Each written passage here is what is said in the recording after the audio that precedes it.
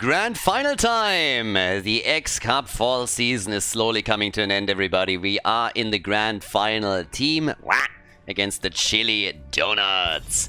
We are in a best of 7 and Team holds a 1-0 lead since they're coming from the winner bracket.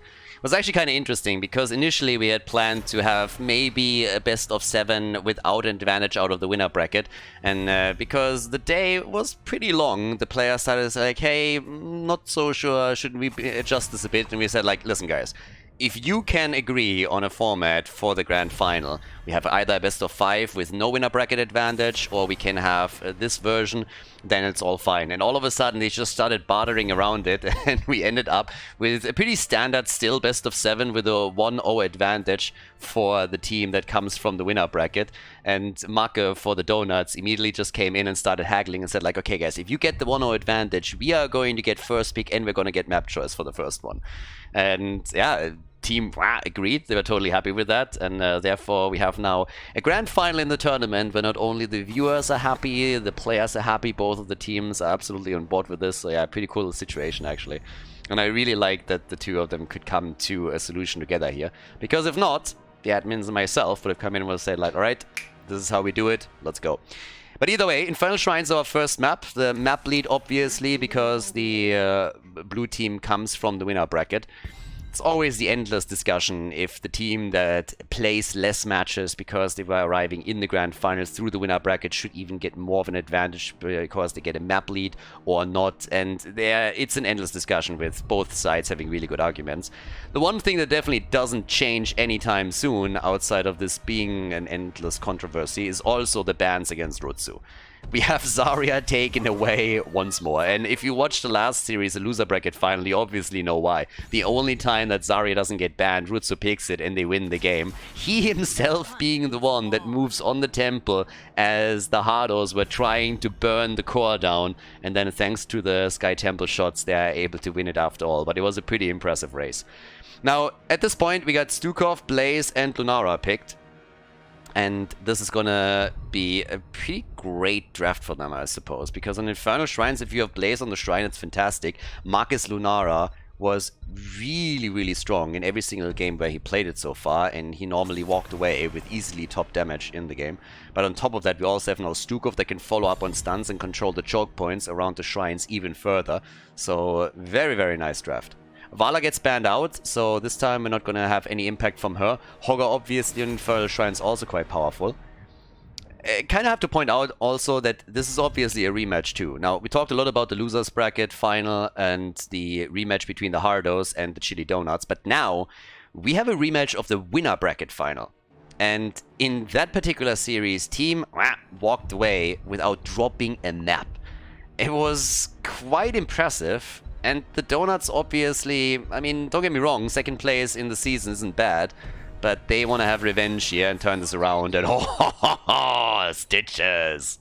Masquerade, immediately in game number 1, is starting to play Stitches, and that means that now with Falstad we can have Gorge and Gust isolation plays. Zelia is playing Brightwing for them.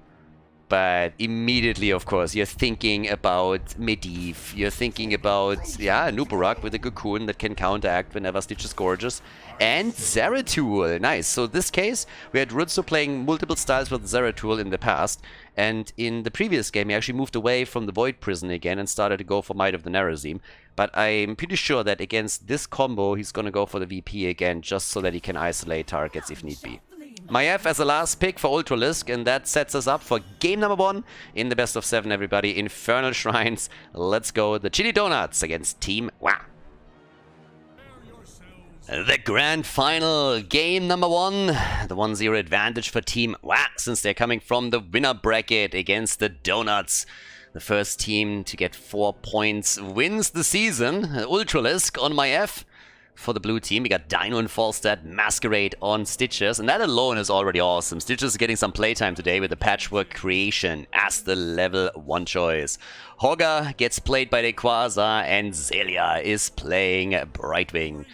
And on the right side of the map, we got Macke on Lunara. The Donuts, once again with a rematch here, trying to turn things around and secure themselves the championship. Lauba is playing in Uberak, Banana H on Stukov, Rutsu on Zeratul, and Skok is playing Blaze as the hook hits hard, and Lauba has to get out, but Macke, ooh, he is really dropping the hammer here, isn't he? Comes in with all of that damage over time, and everyone dropping low. Blue team has to fall back and simply move to the fountain, and he connects another one.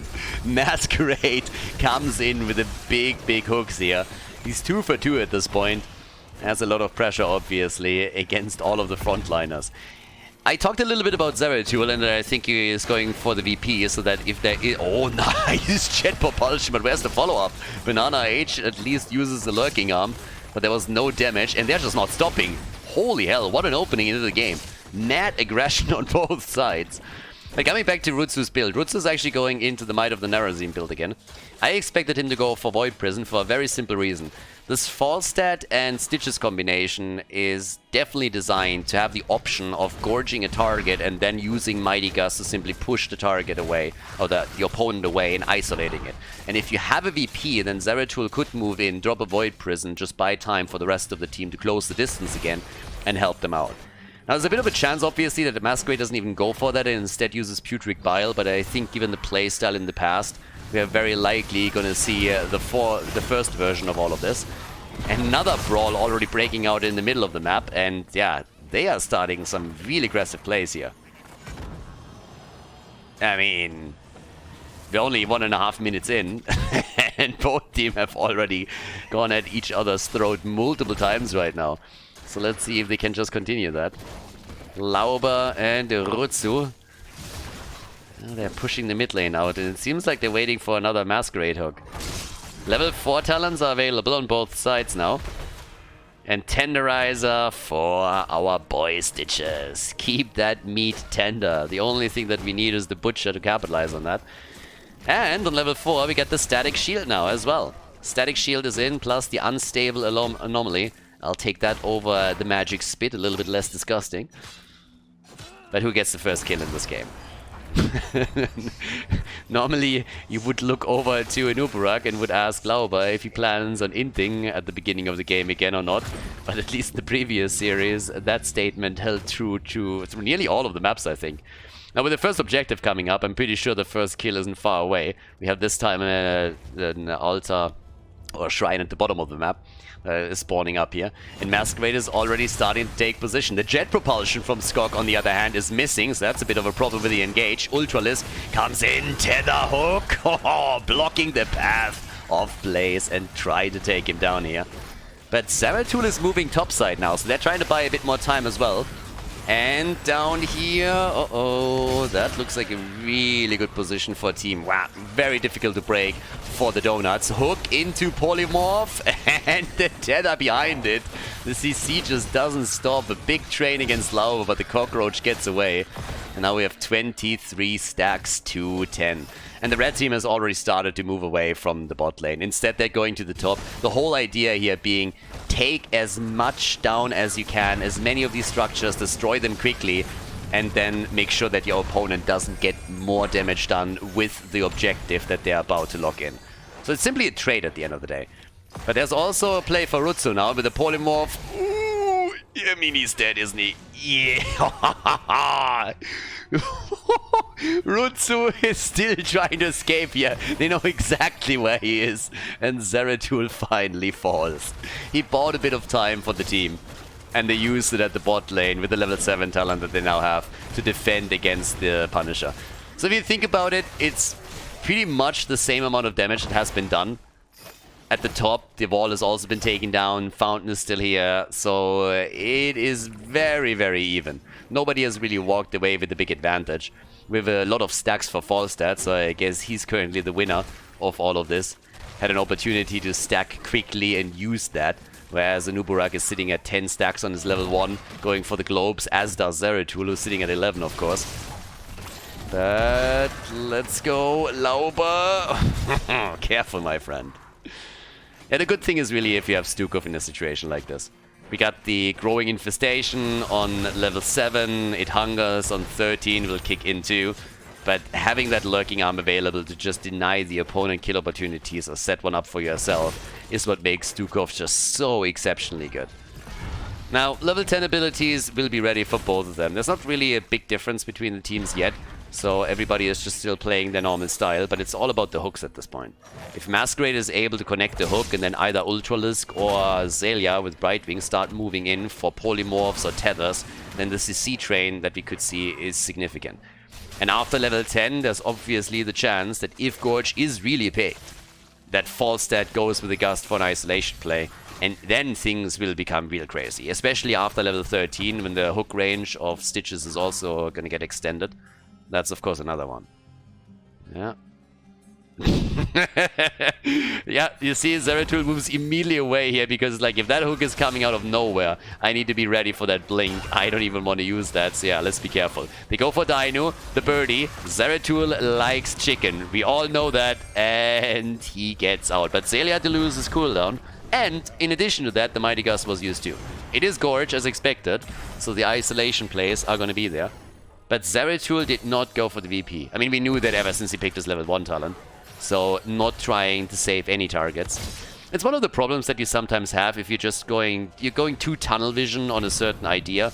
That oftentimes happens, especially in the amateur scene, when someone picks an auto-attack hero and the other team thinks they now have to draft 5 heroes that have blind and get murdered because they just tunnel vision too hard on countering a single hero and lost sight of everything else that was happening here.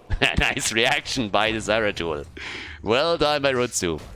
But yeah, for the same reason, there's no VP here. There's still a lot of mobility from Zeratul, and he can, of course, not only threaten Brightwing, he can also do the same with Falstad, especially the birdie is going to be in trouble. It's one of the main reasons why Static Shield has been chosen by Dino on level 4. But we are 7 minutes into the game, and the second objective is about to spawn, and we've seen only a single kill so far. Not more than that. Only one. Now, towards the top, the next shrine is popping up. Level 11 on both sides. The damage output, Lulnara is at 11k. And over again, Masquerade looking for these prediction hooks. Just hoping that he hits that one hook that will allow them to get a quick kill and the advantage here. And the Donuts aren't really willing to face a lot of these situations. They're already moving back down to the bottom of the map. And they're just saying, we make the same play again. We just let them take the Punisher, and we are going for damage. And you can make this pretty much only on objective number 1 and number 2.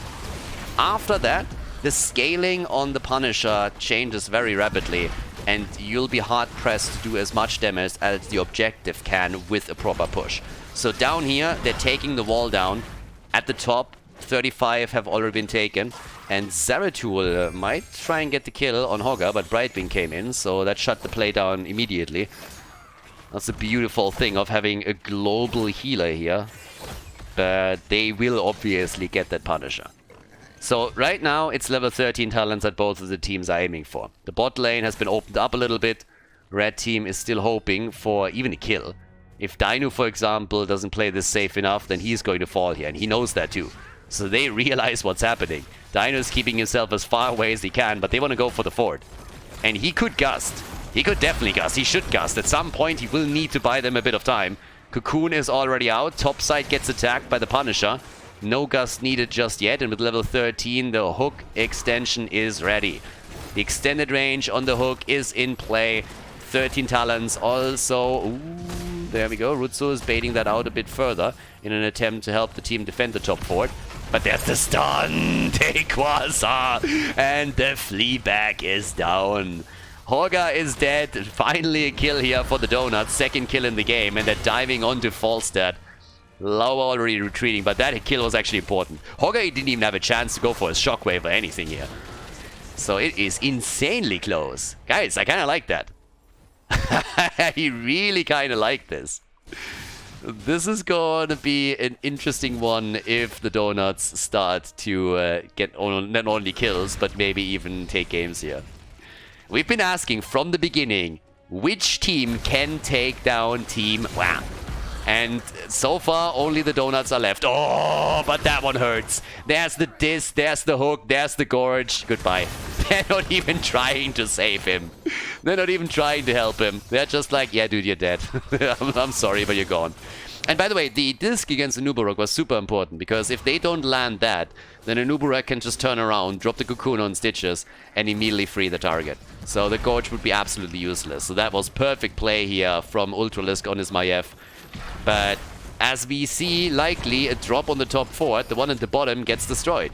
So despite the kill, the situation here is not changing. We have some really nice moves made by the Donuts. They're not engaging into every single team fight as you might expect them to, generally speaking. But they are getting value on the map. And they are ahead in structures. Rutsu, ooh, the stun! Falster, the disc is saving him. Oh boy. Dino, I mean, he has to really thank everyone on the team here for saving them. That stun, if Blaze connects it properly, then that's a kill. And even as is, that could have been bad. It was Ultralisk with this disc on Maiev that was able to save him here. But yeah, this is actually a really cool game so far. Not really a kill-heavy one. We're not going to see too many fights here anytime soon, I suppose. I guess we could see a big team fight, especially around the next objective. But it's kind of nice to see these macro moves on both sides now. So, yep. Let's see what else we're going to get. We have towards the top right. Yeah, there's already another camp being taken.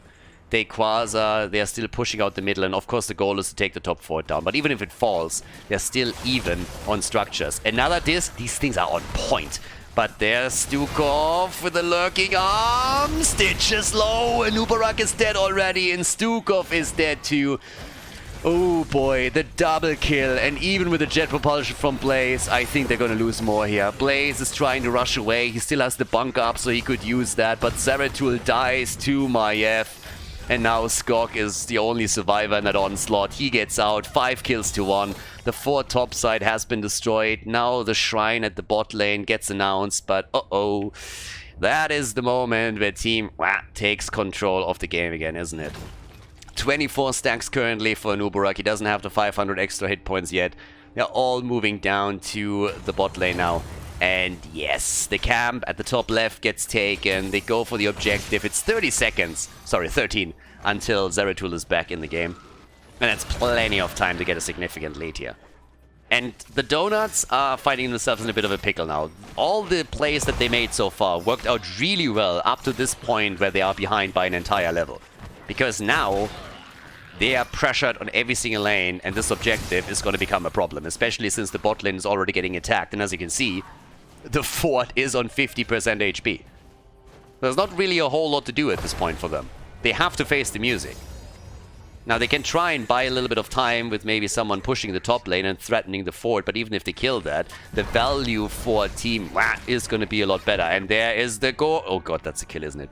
Gorge, not even a gust needed, and even if he bunkers up, that thing is just going to be burned down within seconds. Mortar Punisher already gets attacked. Skok doesn't stand a chance. He gets ganked up upon and absolutely crushed. Zeratul at the top takes the fort down though, but at the bottom of the map, Lauba is in trouble, and oh my god, that could have been the end of him. Can you imagine the Punisher moving in, stunning him out, and all of a sudden he dies? So at this point, it's a trade of fort for fort, but they're opening the wall at the keep up, and they also got the kill on Blaze, who's now down for another 25 seconds. Everybody moving in towards the keep, and I don't think they can take it here, but they will definitely do some damage. And that fountain is about to go down. If they can get a kill, Disc is missing. Disc misses because Brightwing straight up went for the polymorph, and that slowed Rutsu down as he was trying to move out of the fight. But they got level 19 now. They're still more than a level ahead. Whew. Alright, alright. 23,000 damage right now for Falstad. Dino is the top damage dealer in the game. Even ahead of Maiev. Maiev honestly has only 15k. Now to be fair to Ultralisk, first of all you already set up some amazing kills, but the more important part is, one of the reasons why he doesn't have a lot of damage is, we didn't have that many fights. It was a pretty big macro game initially from the Donuts, but now that they fall behind, they need to do something. Now they need team fights. And when are you going to get those? How are you forcing them in the first place? You kind of need a Nubarak for that. But it's nearly level 20. If they can somehow lock someone down, get a good Cocoon out, then maybe, but this is going to be tricky. The jet propulsion misses, the disc comes out, Maiev doesn't lock it in, but it buys them plenty of time to get level 20 and their Storm Talons. Now the good news for at least the Nubarak is that he's going to get the last globe, and therefore is going to be a bit tankier. But going up against the Storm Talons now is not gonna help them. Yep, there's already the vigorous Volter right there with the level 20. We get for Stitches the Master Hooker. Invisible friends for Brightwing, the Wind Tunnel, and the fort gets destroyed. Obviously, the Donuts have to fall back right away. They can't fight this, and they know it as well. They just need to sit tight, wait for the experience to tickle in, see if they maybe get a kill somehow. Masquerade with the hook attempt. That one got shut down. But they still open the sidewall up so that they have some additional vision. Next objective, they... honestly, as long as it doesn't get announced yet, maybe the Donuts even have a chance to get to level 20 and fight for it on an even playing field. 57 stacks now for Falstad. And talking about the birdie, are they going to try and go for Skog here? They're already flying down to the bottom and Skog is saying like, guys, I'm out of here. Let's Hearthstone this one. But here comes the play for Rutsu. And they're gonna take him down, aren't they? If they... oh, he's back! Rutsu! No! Oh, Zeratul. Zeratul down. Blaze soaking experience up at the top. Trying to do his thing. But it's looking tricky. Yeah, the epicenter over here. Keep at the bot lane already gets assaulted and goes down. They're closing in on level 20 now, but the first main structure is eliminated, and we have Hogger already on the point. And they go for Nubarak. No, the kill, the stagger death on a noob, the hook on Macke, and Macke gets away. Maiev dies, runs straight into the stun of Blaze. And that is the end of Ultralisk for now. Hogger, by the way, is absolutely not impressed. He's still sitting in the middle and is trying to get the objective for the team. At this point, it's a 4 versus 3. So looking good here. Could even slow this down a little bit. Go simply over to the 38, 39, then let it slide. Allow the red team to move in. Buy some time for Maiev to come back. But yeah. 20 versus 20. Time for the Donuts to make some plays. All the way top left. Ah, yeah, camps obviously. If they can get the camp on the road. As that. Take Quasar. 39 points now. They're gonna wait for Maiev to come back. This is pretty much the entire plan. Wait for Maiev to come back. Buy her a little bit of time. Nubarak is back in 2. And just delay this for as long as possible. You always know that you can poke it out with any hero and then lock in that one remaining minion that you need to get the objective. They're already down at the next camp here. This is a smart play from Team WoW. Exactly what they need to do. And Maiev is back. Maiev is back, and obviously they're going to try and force this, but here it is. Arcane Punisher gets claimed, and now they can move through the middle of the map in an attempt to take that down. Lauba still sitting at the side here. Now they check one bush, they don't check the second. So he's still safe for now, and they don't know what's going on there. If he can maybe... Nice, he's not going to be able to sneak anything. Yeah, here's the play, guys. They have the first keep down already. There's the hook and the disc. Yeah, the coordination on that was maybe not ideal, but they still try for the isolation. And Nubarak is very much alone all of a sudden. Gets tethered in again. They go for Lauba and try and take him down. But it is the Quasar who's in danger of dying. Brightwing saving the day, but Nubarak gets murdered. And it seems like Zeratul might also fall now. Tries once again to irritate them a little bit. And Rutsu is all over the place. But Dino, he gets away. What an escape by Zeratul. Yeah, Protoss cheating as usual. Just a move, nothing else. But here we have it. 9 kills to 2.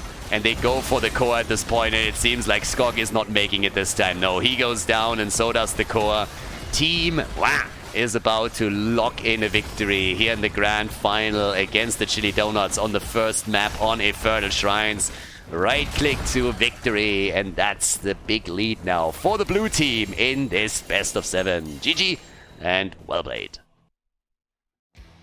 Before we head into game number 2, make sure that you subscribe to the channel if you haven't done it yet so you don't miss out on any future content here on Khaldor TV.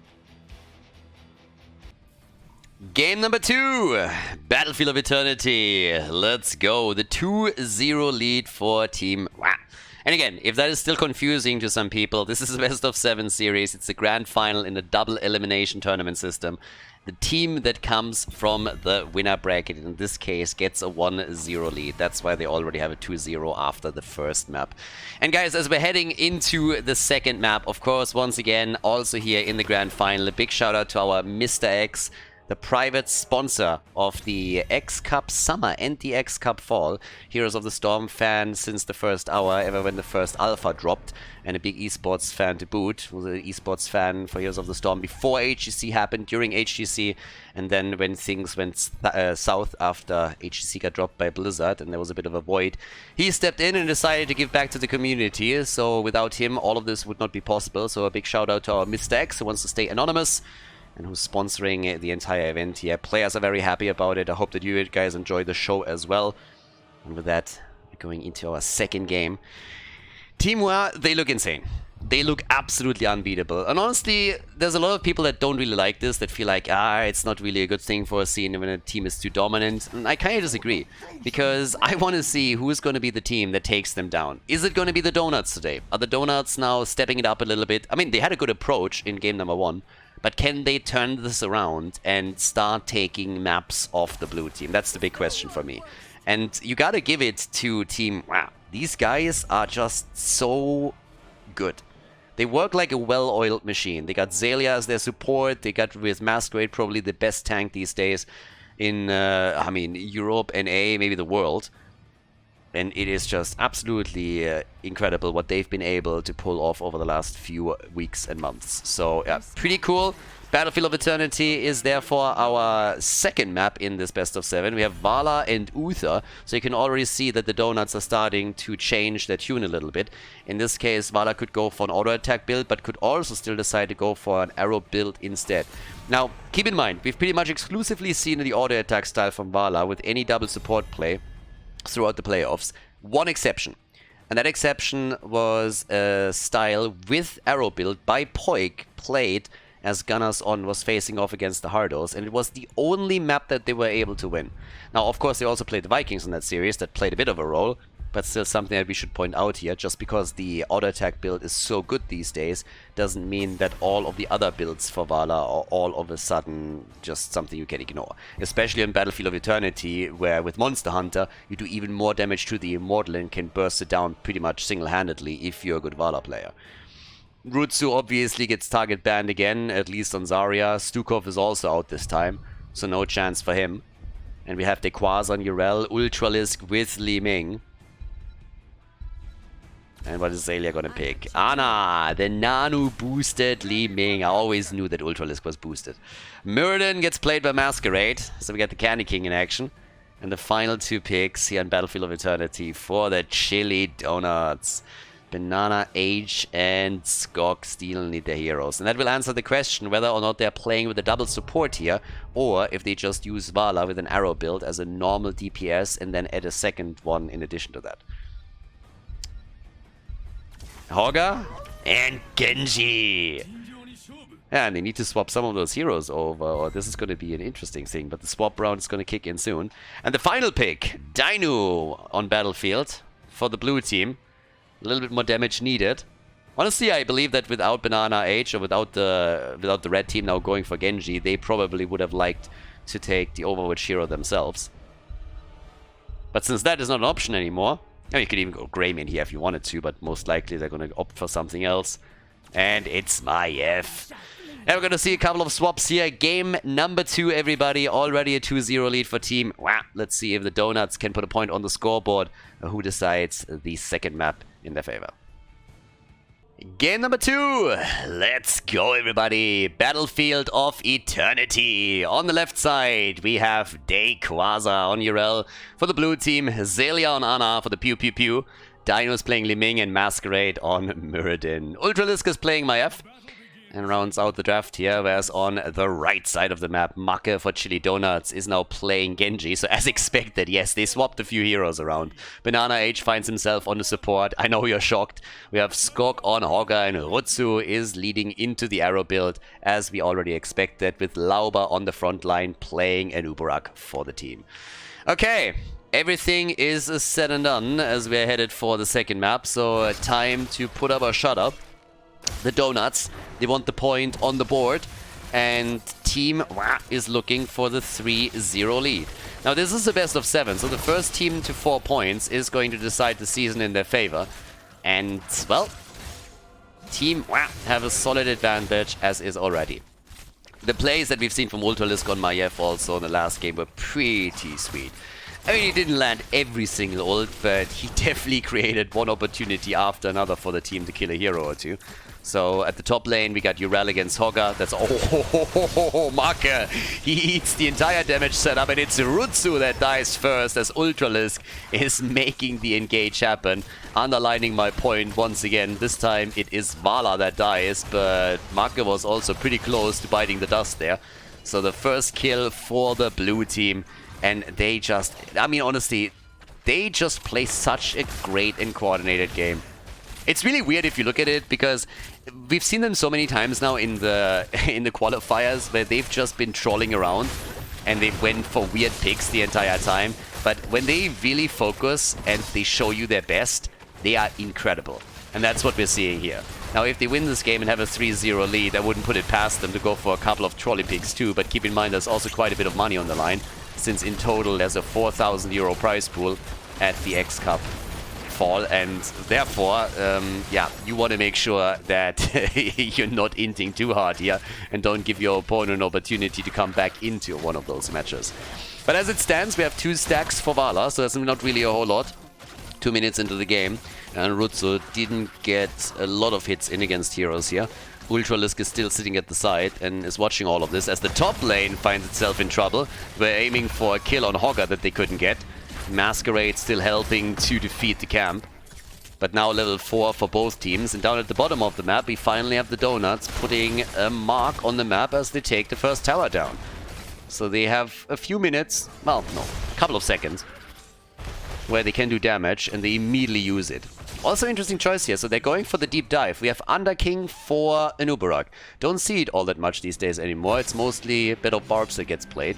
But with Lauber now going for the extended range, if he goes Subterranean Shield, that's a full-on setup with a Burrow Charge, and they can do a lot on that. Talking about doing a lot. They are taking down that fountain, but that might be the end of Masquerade. Yeah, they're ganking up on him hard. But he's a... No way. Are you serious? Oh my god. Really? Oh, they take the fountain and they stay a little bit too long, so they think they can get the kill, and then this happens.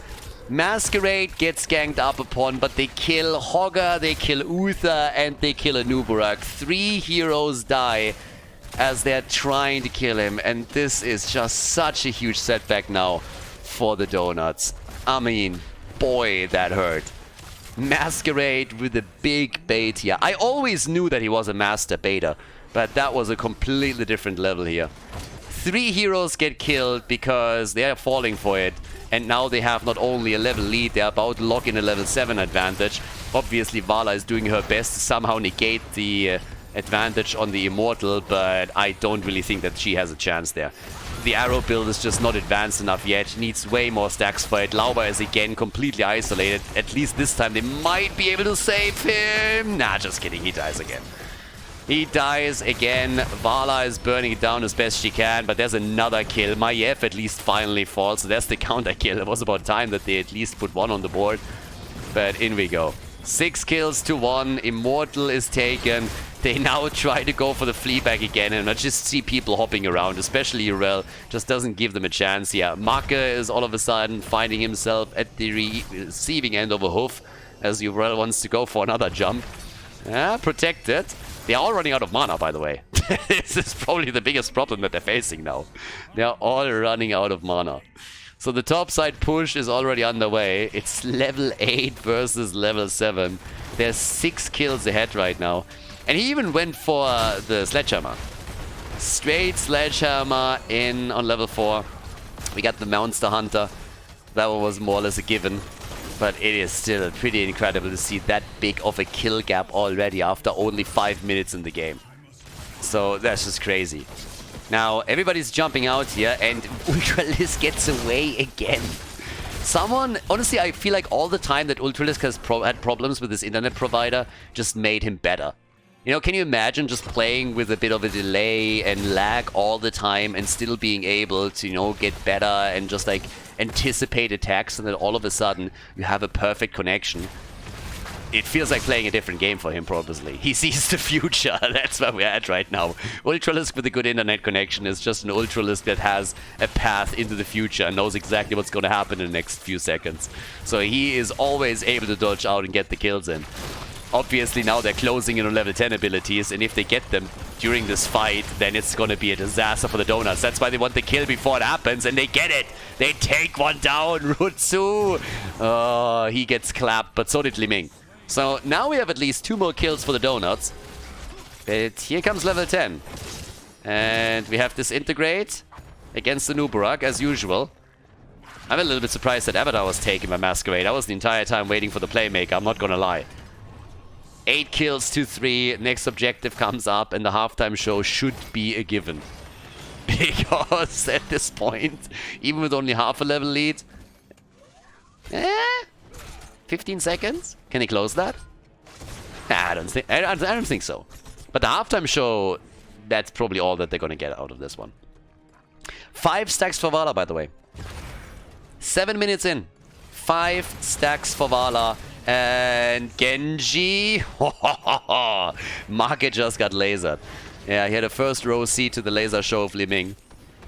And it nearly knocked his socks off. So now they go for the halftime show, and they should be able to get this one. Cocoon is now in, Strafe, we got the Blade, and that's obviously an old school combo. Uther Divine Shield plus the Dragon Blade from Genji. Halftime show is in, and they're going for the camp. Actually a little bit surprised that they're going to use some time over there. They're allowing the Barret team to take some of the points back. Masquerade is the only one that attempts to slow it down. Urelis, by the way, topside, and is taking the Shaman camp down. But they really need to come in here now, or they're going to lose this one. For the Donuts, this is the big opportunity. Vala, particularly, can do so much work here, but she still doesn't have enough stacks on the level 1, and that's the problem. Here comes the attack. Uriel comes in from the side. They're trying to take down the Cocoon, the cage, and there's the Divine Shield and the kill against Ana. Ultralisk is down, so is Ana. The Donuts, they're biting back. That's actually a terrifying thought. Donuts that bite back, oh my god. No, please no. That's a horror movie plot right there. 9 kills against 5. Lauber. Oh no, just as it looked like they might have an entry back into the game. But they won the objective. They won the objective, and they won it actually big time, but they're going to lose out on the bottom fort. Yeah, that bot fort is going to get clapped now, but maybe with the Immortal up at the top, they can make some plays. So that could work for them. Vala is already there. 27,000 damage for Maiev, 25,000 for Genji, who hasn't fallen so far. But that combo with the Dragon Blade plus the Divine Shield is obviously as strong as ever, as you could just see. And can they take the entire fort? That's the question. I kind of like that the red team is going for the 2-pronged attack now, as they're sending everybody down to the bot lane in an attempt to take the fort down here. So, yep, here it is. There's the play for it.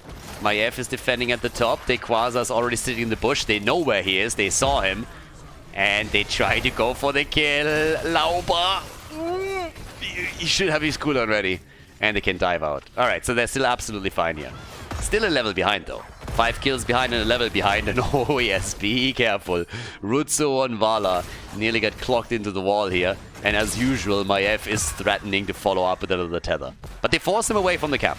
They force him away from the camp so the blue team can just simply fall back, lock that in, get some additional lane pressure going, and rotations, rotations, rotations. The Donuts on the way up to the top as they're starting to make the play here. Yeah, 5 kills to 10. They get the camp, so it's a trade. 1 camp for each team. And that fort at the top could still be taken down. I mean, there is an advantage in structures for the blue team. They might have lost the second objective, but they got a win on the structural side. And now they are trying to follow up on that with the second one. The top fort is also in trouble, and guess who's at the bottom of the map? It's Hogga. He needs to deal with all of this. So that means there is definitely a chance for the blue team to move towards the top in a 5 versus 4, and they're using it right away to take the fort down, take the fountain down, and all of this happens before the objective spawns. Now, a big part of this was obviously the level 13 advantage for Team Wah. So they had the lead there. No, not like this. Come on, dude. What's going on with the face check here? Don't face check bushes. There's a nice Dehaka video. Jesus, really? Nah, I mean, they move in, they got the chance there, and then Hogger just decides, hey, it's a great day to die. So he moves in, he gets lasered, and that's an easy kill. The fight at the top obviously continues to... No! Lauber! Once again the cocoon, but they're trying to follow it up with a kill! And he gets murdered! Lauber is down to... Oh my god, this is a nightmare. Banana Age is about to fall. That's 2 down just as Hogger comes back. Rutsu is in a corner, literally, and gets murdered as well. Li Ming is popping all of them like pimples. She's just jumping through of them playing whack-a-mole. One kill after another. Calamity after calamity. And they get the easy kills here. Nearly 2 levels ahead now. 14 kills to 5. They steal the camp away. Oh boy. Oh boy. And no, not again. Oh, they can't stop, won't stop, honestly. It's like a drug. Kill after kill after kill. They nearly have level 16 now, and it is just a total disaster for the Donuts. 31,000 damage for Genji. That sounds great, but if you can't get the kills, then it just doesn't mean jack shit. We have 32,000 for Li Ming, and that's where the real kills come through. So now we got the big shield, we got the move through the bot lane, and yeah, this hurts. That's a 10 kill lead. 10 kills ahead right now. Oh boy. This could be the beginning of the end here. Well, okay, let's put it differently. This could be the end. I think we've seen the beginning of the end. The only question is if they can follow through. Because that keep is definitely gone. You can kiss that one goodbye. The question is, can you save the core? The cage! No! The cage! And they escape. Rutsu with a strafe. Masquerade is a bit low. He got actually nano boosted by Zelia here. He gets some damage in, but they need to wait for his trade to kick in, or they're not going to have him for long in that fight. They go for the keep, and obviously this is a gone-up, and so is Vala. Vala down, Uther down. Guys, this is game. This is game right here. Genji, unless he's able to somehow get kills, this is just lights out. Right here, right now. Make is trying his best, but his best is in this case just not good enough. I'm sorry. Hogger is pogging, and he's pogging hard. You know what? He's actually doing a fair amount of damage. I mean, if Genji dies, then it's just over. And if he can get the kill on Ultralisk, and he does, but he himself is also dead. And of course, the Immortal is still standing and is doing work. 18 kills to 6. What a game by Team Wow. They take the 3-0 lead against the Chili Donuts. What an impressive performance again by the blue team here on Battlefield of Eternity.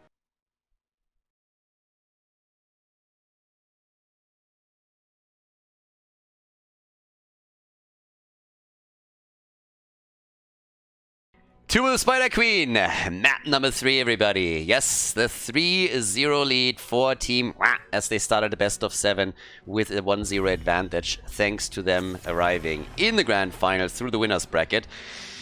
But I gotta say, the Donuts, they got eaten alive on the last one. I mean, icing and everything. So now that Zarya gets banned, we gotta question, how is this gonna work out? Tomb of the Spider Queen is the map, and the Donuts, they need to turn into bagels in order to make this work now. They need to spice things up a little bit, you know, to somehow take Team down, because right now, I just don't see it. It's really crazy. Like, at this point, I'm just looking at this and I'm thinking, how exactly can they pull this off? There's every single time the blue team just starts taking kills. And of course, there's a few moments, like in the last game, when Hogger goes into the bush, doesn't check it, and then gets blown to pieces, where you think, like, duh, obviously you can't make a mistake like this. But it was just the team fight control that we had from the blue team that put them over the top there. If they want to, they're really disciplined, and they are incredibly strong, and that just, yeah, they just show it every single time. Now Dino goes for Vala, and I mean, I see the first pick and I'm already terrified. It's not even a pick that we haven't seen before. How many times have we seen Vala double supports now? But I see it picked for Team Wah, and I know how Dino played it previously. He even had a solo support at some point with the auto attack build, and he absolutely excelled with it. So I see that pick, and I'm already thinking like, oh my god, it's happening again. So now Blaze is taken, and together with him, Lucio. Both of those very, very solid picks for the Donuts. Lucio in most cases has been banned in the past. Blaze obviously is one of the strongest side laners they can possibly take. But... And the thing is, I could have seen that with a 3-0 lead, the blue team starts trolling again a little bit. And I'm kind of happy that they don't. I have no idea why Uther is always abandoning Snowman. What does that? What's the problem with Winter with this guy? Don't get me wrong, I don't like Winter all that much either. I'm more of a summer guy. But still, like, Snowman are a really nice thing, and around Christmas they're amazing. So Uther hates them for some reason. Uther is just a hateful person. We need to cancel him. I bet he has a Twitter account somewhere. Anyways, what I want to say is that I could have seen them trolling a little bit with the picks, and I'm kind of happy that they don't. On the one hand, obviously, it would be kind of nice if you would have some crazy picks here, but then at the same time, given that this is the grand final, they are going all out on this. They have Zelia now on Uther. Marcus Mephisto gets banned. I expected Marco to go for Lunara, to be honest. Against Vada, that might be a bit spicy, but then again, a Lunara pick for them would be just in line with what Maka has been playing throughout the tournament, so there's that. And we still have Ultralisk and Masquerade. Maiev has been banned out, and so has Karrigan, so Ultralisk at least doesn't have access to two of the heroes that he's been consistently playing. On a different map, I could have seen him with Genji here. Ooh, we get Zul for Rutsu. Alright, wave clear. Go for a lot of more wave clear right now. And they got Dibbles together with it. So Blaze, Diablo, and Zul at the front. They need Lunara now. What else are they going to get for Maka that has enough damage potential to help them here? Li Ming? Doesn't have the wave clear, but you have it with Zul and Blaze. I expect Lunara. I could see Li Ming. If not Lunara, then the mage. So, there's Ana and Malthael. Oh boy. So, no real tank. I mean, pretty much Uther is the tank, but you have Tormented Souls Malthael, nano boosted, with a potential Divine Shield from Uther, and on top of that you have Vala with an auto attack build. Yeah, thank you very much. That is... Aua. That has a lot of potential to hurt, and to hurt a lot. Now, maybe that can be broken, but that still is going to be difficult to beat. Make, last pick. It's the birdie! They go for the birdie. False stat, everybody. Yeah, they can try and custom away whenever they go for their ult combo. Tomb of the Spider Queen, everybody. Game number 3. Let's find out if it's the last map of the series or if the Donuts can put a point on the board. Tomb of the Spider Queen. Let's go, everybody. Team Wah against the Chili Donuts. And it is very chilly on the right side of the map. Can they turn it around? Can they come in and take them on now? On Tomb, our third map of the series. Dequaz on Urel, Dainu on Vala. We got Zelia on Ana.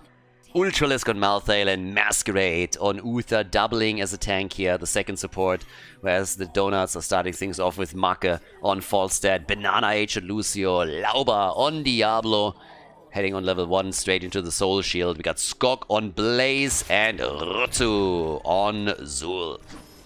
And as you can see, in addition to that, we now also have the auto attack style for Vala. Again, this time no arrow build here. And already they're moving into the middle. No, Lauba! Not again! And he's dead. That has to be on purpose. I mean, you can't tell me that it's always Lauba dying like this time and time again. Every game. I mean, it's not every game, but it seems to be 80%. 20 stacks already for Vala. They nearly got a second kill here. I gotta say that the jet propulsion turnaround by Blaze was solid. But yeah, Lauba is gone. And already Dainu is stacking.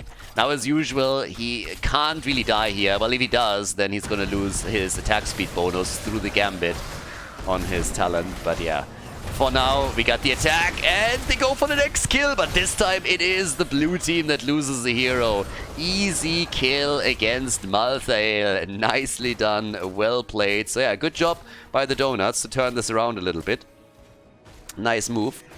Yeah, at the same time, they get a Urel kill at the bottom of the map. So it seems that the Donuts are here to stay.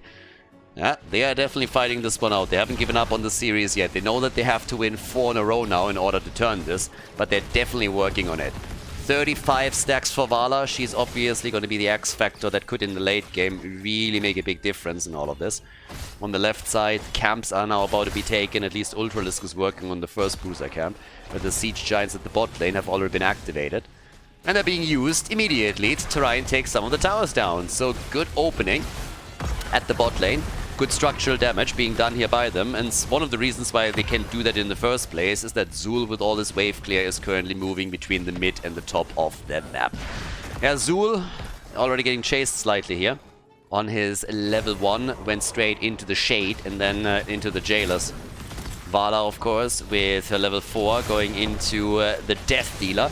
44 stacks for Dino, and he's working on it quickly. He's going to get the first reward for his hatred stacks. Everybody's low on the red team. Vala is the one that dies though, and that is a huge kill. That's great. That's the first Gambit stack eliminated. Skok dies too, but I honestly think that's totally worth it. They're going all out on this one. And Dequaza nearly died because Lauba made that engage. But Banana H! And he gets out too. Those sleep darts though from Zelia, they're terrifying. They're always threatening the birdie and Diablo. But I gotta say, I really like that the Donuts are willing to fight this. They're not intimidated in the slightest. They're just saying, guys, if we want to do something here, we need to fight and we need to bring the pain. And they're trying. Now, Lauba died, so in this case it didn't work out. Once again, the setup was just a bit too good by Ana. But this is exactly the spirit that you need in order to win a series like this. You need to get out there. You need to fight and to really bring the pain. And killing Vala is an important step. They dropped her once. That slows down her progression on the stacks. And also it makes it, of course, a lot harder for Dino to pop off in the late game, since he's losing some of that auto attack speed right there. So with all of this, we now have 3 kills to 3. Still the engage towards the top. Rutsu. Vala with the first 50 points accomplished, and there's a level 7 for her now too, so going straight into the hot pursuit. We have 39 gems delivered by Team and now 36 still in the hands of the red team. They've lost a couple. Now they lost a few of their gems, but they have to try and at least turn in what Rutsu has been holding the entire time. Maka also has access to 9 gems now, so they don't want to lose those either. Jet propulsion again towards the mid lane. They haven't turned all of this yet in, but Dino is again moving into the team fight. Masquerade goes down. There's another kill, the jet propulsion. And Dino alive and kicking, trying to go for a couple of auto attacks against Diablo. And he's easily able to connect those. So he's at 69 stacks. And again, we have to keep his stack amount in mind. Vala in the late game, if she doesn't die a lot, is terrifying. Dying once is already a nice move. Chili Donuts getting that 1 kill was important, but it's not enough. You have to drop her a little bit more often, and that's exactly what they're trying to do here. Trying to move away. Oh, the damage from Maka. Damn, son. That hit hard. That was a fantastic boomerang that he just got in there. That dropped Dino down to 50% HP. But look at these sleep darts. I mean, Zelia, seriously. This is even without the level 10 abilities. And I am really looking towards Malthael for level 10, because going for Divine Shield plus an Nano boost on Malthael when he starts to jump into the opponent's team, that is just absolutely insane. On maps like Infernal Shrines, that combo has won entire games. And the blue team is taking a slight lead now too on the objective. They've fallen a bit behind in experience, but they are the first ones to get the web weavers on the ground. Bit of a fly towards the top though. There's the start, the bird! Maka, and he gets out. Oh boy. Yeah, every single time I see a force set fly in that aggressively, it's of course pretty neat that they have the confidence to try and control the fight this way. But if it turns against him, it's a chicken that gets marinated in damage and is utterly delicious. I'm getting hungry. I'm making myself hungry right now. That's not a good thing. We're talking about chicken, we're talking about donuts. The only thing that I need at this point is a pineapple pizza. Level 10 abilities any moment now. Lauba, no! He's alive! He's alive! And he's dead. Lauba is dead. Dino is still alive and kicking and adding a few more stacks in. They go for the bird. Mark is trying to escape. Same is true for Lucio, but he drops and they are losing a lot of gems here. Rutsu is trying to at least save a few. Great wall stun against Urel. She has level 10, but she gets isolated completely. That's 18 stacks. 18! They just lost 18 gems, and Malthael is dead. Gets toasted by Blaze. 5 kills to 6. Guys, this is actually getting pretty crazy here. I like this a lot. Big brawl. Yeah, they're going for the massive brawl here. Now they're going for Masquerade again. The birdie once more on the run. The big barbecue. And the kill against Uther. I think he got interrupted on the Divine Shield. So that didn't work for him either. But, yep, here comes the turn-in. 100 stacks now for Vala. I mean, the impressive part is, if anything, that Vala has only died once. And here come the Web Weavers. They're going for the Web Weaver play. 7 kills to 5. What a game. I mean, again, no matter how this series ends, them brawling it out this hard on this map is pretty epic. 25,000 damage for Falstad, that's impressive. 26,000 for Vala, who also holds the top damage on the team for Siege. Now the Web Weavers are in, and that's a chance for the Donuts to really get going, because they are already ahead in experience, and they can extend that lead even further. Especially with everybody now chasing Quasar, that's another 9 gems that they could deny to the blue team, and they're gonna get that kill, aren't they? The old Urel, she doesn't have it right now. Oh, Banana H nearly dies. They try to focus on Masquerade, but they can't lock in even that kill, as it seems. Masquerade gets the assist from Urel. The bunker is up. They turn it on Diablo. You gotta be kidding me. Diablo dies. They take him down. And this is just crazy. Top lane got defended. The bot lane got defended too. 6 kills to 7. And Vala is still stacking and adding damage. They move to the middle now. Dino with 111 stacks here. But yeah, that they killed Dibbles again. That's just crazy to me. So now we got 6 kills to 7. Level 13 talent. Soon TM. They are starting to turn in again. They don't have enough gems yet, but they're getting close. And of course, we have a couple more camps up on the map that can be claimed. First one is the Bruiser camp on the red team side. Level 13 talents that should give us a Tempered by Discipline for Vala, as they are delivering the final few gems. Dino is able to get enough together for the objective. Tempered by Discipline should come up in a moment. Inevitable end for Malthael. And yep, there we go. Tempered by Discipline for Vala. So at this point, we get a little bit more leech also for her. The sustain is going to be there. Rutsu, he gets away just in time. If that Rain of Vengeance hits him and Uther closes the distance, he's going to end up in a stun lock that likely ends with his demise. And here come the plays. The quest on level 4 nearly completed for Malthael, by the way.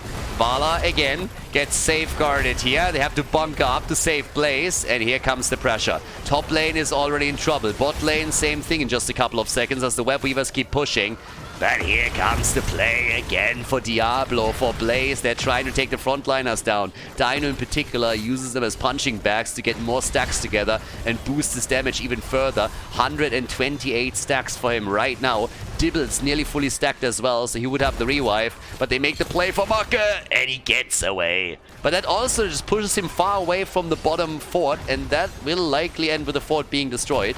Vala is again assisted by both of the supports here, and she's just easily getting those hits in. Look at Scott, he just melts away. He melts away, he doesn't stand a chance without the bunker. The second that he didn't hit the jet propulsion, Vala just turned it around on him, and even without Manticore, absolutely wrecked him.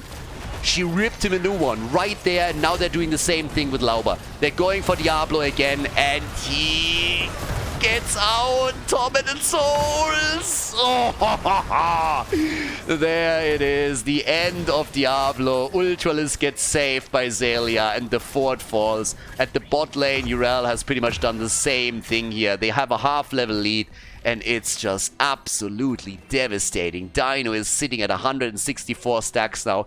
That means he has already 3 of his quest rewards here, sitting at 45,000 damage. Easy. And it's just a disaster. Ana hasn't died yet, and there's so much momentum being built now. Now there's some good news for the Donuts. Yeah, there's actually some good news. The good news is that Banana H has turned in some gems, and they still have 40 more. So they can go for a turn-in. That would be their second as well. The bad news is that level 16 is already available for the blue team, and they have Manticore and Vala now. That boosts the build even further and is going to increase the damage output against Diablo and, of course, Blaze. And this is not a good sign for those frontliners. Dibbles in particular is going to have a tough time here. But they turn in with Macke, and the Red Web Weavers will descend. Can they still fight with the 16 here, though? They got even talents, and this is the moment where you have to make your play. Lauba can't die. No, and he dies instantly. Banana Age's ult is too late, and now they're getting murdered. Absolutely murdered. They're trying to chase them down. Skok somehow survives. At the bottom of the map, the Web Weavers here, they are not going to survive for long. Fawcett is flying in to try and assist them. But as you can see, Dino is burning the first one down at the top in the mid lane. They can rotate over to it and just melt them away. It is crazy. The Donuts are doing what they can. I mean, kudos to the Donuts. They played a fantastic tournament and they got into the grand final here through the losers bracket. They had some epic games in the winner bracket too, by the way. I mean, they took Gunners on down. They also obliterated the Hardos twice, and now they go up against Team Wah once again. But the blue team, they are just fighting back every single time. And when you think that the Donuts just have an edge in the team fight, then somehow, somewhere, one of the blue players is stepping up to the plate and is just making the big plays and turning the fight around again. We had that so many times now. Some of the saves that we've seen, for example, from Zelia were just incredible. Malthael could go so deep in some of these encounters because you always knew that with the two supports, he's going to have enough assistance. Uther here, doubling as a support. Divine Shield immediately being used. Tormented Souls is in, and they have to disengage. Gust, the bubble on Lucio with the sound barrier are used right away, and they use the bunker. They still lose Diablo. He still dies. They lose Blaze too. Everybody is just dead and dying, despite the fact that they're trying to use the ults to get away in that situation. But with enough gems for another turn in, Team Wah is working on a convincing victory in this series. Dino is already moving towards the top, and why wouldn't he? He's going straight for the boss here. With two heroes down, both of the frontliners eliminated on the side of the red team. There's just nobody to stop him here. And if you're the Donuts, you're really looking at this and you're like, how exactly do we play this? I mean, there's very little to do at this point. You have to wait for Dibbles and for Blaze to come back. But the turn-in is there. And they also use it together with the boss, so that is going to be a massive attack through that top lane. And Manticore is making everything worse for them. Once that Vala gets the remaining 13 stacks so that she gets the next quest reward tier, she is going to be even more of a threat to Diablo. And if you look at experience, there's half a level until I have level 20, and then Farfike Quiver is going to be just absolutely brutal. It's already tough enough to get close enough to him. But once Farfike Quiver is in, that's easy hits all over the place. 56,000 damage for Vala. Web Weavers in the middle, at the bottom, top lane. Boss is moving in. 20, so close right now. And we're going to see those Storm Talents. Big damage coming in from the auto attacker. The stun connects this time, but it's not going to be enough. And here it is, even going for the Acrobat instead of the Farflight Quiver. Dynamic optics, redemption for Uther. They want to go for gold here. They want to crown themselves the champions of the X-Cup fall. The Keep in the middle is getting attacked too. The one at the bot lane as well. 2 levels behind. The Donuts are fighting. They're fighting tooth and nail, but it's just not working out for them. 12 kills to 7. Another big push there towards Urel. The ult already popped. Vala working the auto attacks in. 4 missing until the 200 stacks are accomplished. But they're forcing them back. They're stunned. And the Divine Shield. Vala gets the stacks, but they quasi still being saved. And Macke. Dino with a nano boost. He's boosted alright. 12 kills to 7. Bot lane, look at that keep. Macke saved it, but holy hell is that thing low. Yeah, Skog in the mid lane. He also has to retreat here. It's insane. It's really insane. It's an entire level that's still missing for the Chili Donuts before they finally have level 20 and can fight on an even level. But yeah, inevitable end gets used, and at this point it seems like there's only one inevitable conclusion. The Chili Donuts, on the other hand, they're still fighting. They lose the keep at the bot lane. They haven't taken a fort down yet. We're in the grand final and they have not managed to take a 4 down. A 3-0 lead in the best of 7 for Team as they are doing everything they can to accomplish a flawless victory in this grand final. They want to crown themselves the champions of the X Cup fall season. They ended the regular season after the qualifiers with the #1 position in the leaderboard. They had the pole position for the playoffs, the best seeding, and they made their way into the grand final through the winner bracket without any problems at all. They didn't lose a map yet. They have yet to lose a map in this tournament. That's how crazy this is. This is how insane this is. They have yet to lose a map. Absolutely ruthless. There's the level 20. Finally, the Donuts have level 20 abilities that gives them the Bossa Nova right here. And maybe they stand a chance in the next team fight. They got the Mortal Wound. They got Hellgate. They need to try to make a big play here. So at this point, they're going for a bit of a trap. Trying to set it up here. So far it hasn't really worked out for them. We got Vala with a turn-in attempt. 65 gems in the hands of the Donuts. If they can get the turn in, they would relieve some of the pressure on the lane. And maybe can take a couple of structures down. But there it is. The push comes. They go for Lauber. Big damage once again from Vala, who's sitting at 70,000 now. The bunker is saving the front line, at least for the time being. But Lauber gets isolated again, and he dies a painful death at the hand of Dino. They come in with the Tormented Souls. Ultralisk is in trouble, and they finally can kill him. But everybody's low. Everybody's low, and everybody's dying.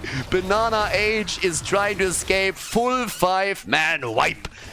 Everybody dead. Vala with 82,000 damage now, and they move through the bot lane towards the core. This is it, ladies and gentlemen. The core already attacked. Catapults are starting to go for it. And this is victory for Team They take the Donuts down. They win the X Cup Fall playoffs without losing a single map and crown themselves the champion. What an impressive team and a well-deserved victory here on Tomb of the Spider Queen as they win the grand final with a 4-0 score against the Donuts.